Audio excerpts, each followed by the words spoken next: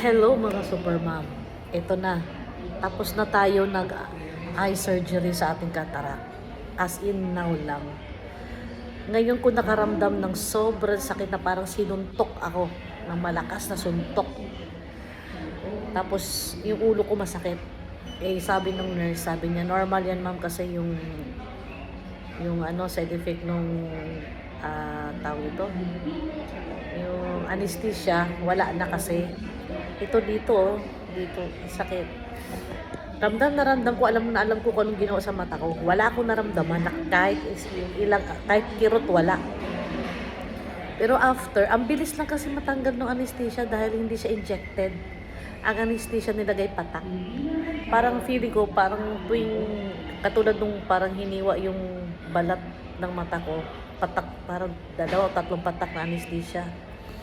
Tapos nung ginano na siya, yung hinawi na yung parang balat, yung parang plastic, nagpatak na naman.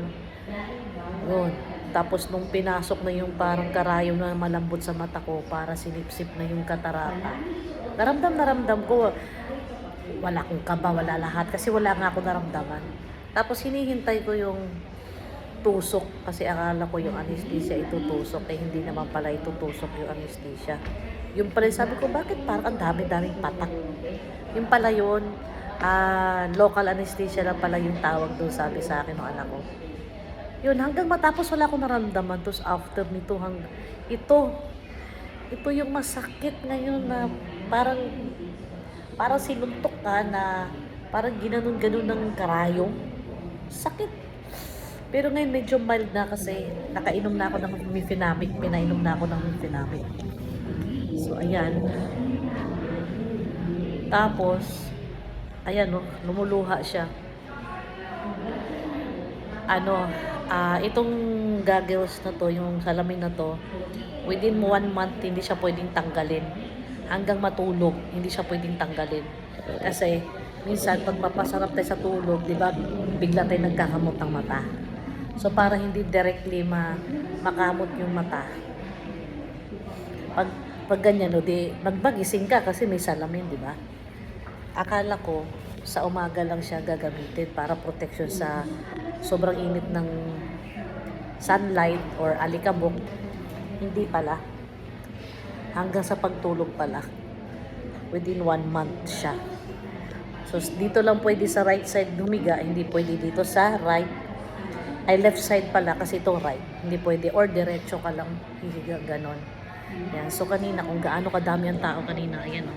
Yan. Wala na. Kasi, nandun na lahat sa taas operating room.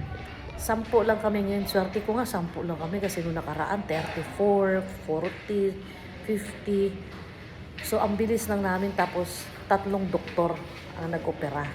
Kasama na yung doktor ko, si Dr. Chua. Hindi katulad nung nakaraan, nung nag-a-apply pala ako dito, Diyos ko, inapot na yung mga pasyente dito ng gabi kasi isa lang doktor, kawawa din. So, sa awa ng Diyos, naswertihan ko ngayon na 3 doktor ang nag-opera, kaya ang bilis lang, ang bilis matapos. 3 kami agad tapos. Tapos pag baba ko, may nakasalang uli ng 3. O diba, ang bilis. Kaya salamat.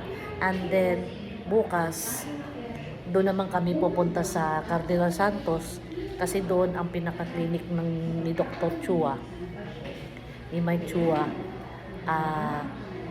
Bukas umaga, check up kagad. Titignan kung maayos yung pagkalagay ng lens, hindi ba gumalaw yung lens, or meron bang namumong infection, ganyan. Akala ko after a week pa ang check up, follow-up check up, hindi pala.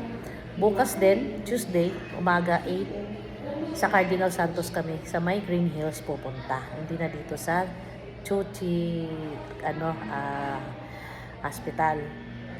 Sa next ko napunta rito, malalaman ko bukas kay Doc kung after 2 months or after 3 months yung left eye ko naman.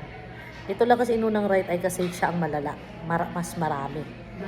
Kaya bukas malalaman ko kung kailan ito isa. So yun lang sa update. Bye!